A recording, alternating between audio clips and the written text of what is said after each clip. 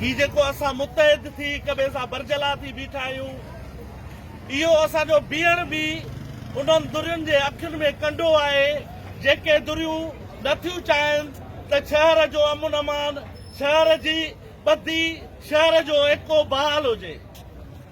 छो जो हुननि खे ग़ुलामी खपे, हुनखे ज़ेरदस्ती खपे, हुननि खे उहे माण्हू खपनि जेके सुबुह शाम हुननि जे पुठियां घुमनि ऐं हुननि खे पेरे पवनि।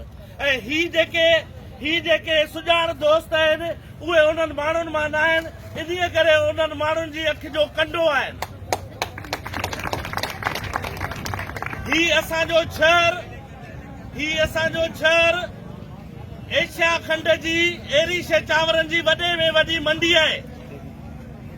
ही असांजो वापारी शहर, ही असांजो वापारी तबिको, ही असांजा वापारी माण्हू मज़दूर, सभिनी जो चुल्हो जेको हिन शहर जे वापार खां हले थो, मज़दूर हुजे, हारी हुजे, नारी हुजे, सभिनी जो चुल्हो जिथे हिते हले थो, हू नथा चाहिनि त उन्हनि जो चुल्हो ॿरे। जीअं हिन पासे ॾे वारे गाजी ख्वावड़ खे बड़बांग कयो वियो आहे ऐं उन्हनि माण्हुनि खे पैसे लाइ ॾोकड़ लाइ तरसायो वियो आहे त ही असांजी ग़ुलामी करनि, ही असांजी चमचागिरी करनि, ही असांखे आका ऐं पाण खे ख़ुदा सम्झणु शुरू कनि, पाण खे मज़लूम ऐं असांखे आका ऐं ख़ुदा सम्झणु शुरू कनि। ही असांजा माण्हू, असांजा घणघुरा, असांजा चङा मुड़ुस, असांजा वॾा जेके चवनि था बाबा फलाणे खान खां कमु थींदो, टीरे खान खां कमु थींदो, ॿटीरे खान खां कमु थींदो, उन्हनि खे अलाह साईं इहो अकुल, इहो फहम, इहा सम्झ न ॾिनी आहे। इहो कमु जेकॾहिं उहो टीरो मटीरो ऐं फलाणो खान न हुजे हा त इहो कमु थिए ई न।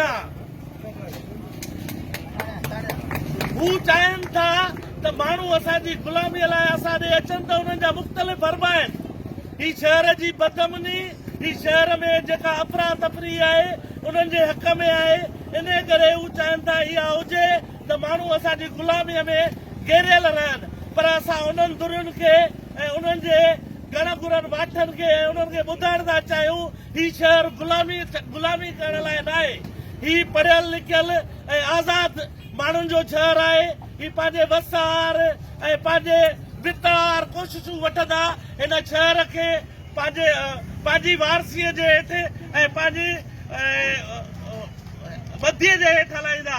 इंशाअल्लाह तव्हांजी ग़ुलामीअ वारी सोच, तव्हांखे शहर जे ग़ुलाम बणाइण वारी सोच खे नाकाम करे ही शहर ई तव्हांजे उन तबक़ाती निज़ाम खे चीरे अॻिते वधंदा इंशाअल्लाह।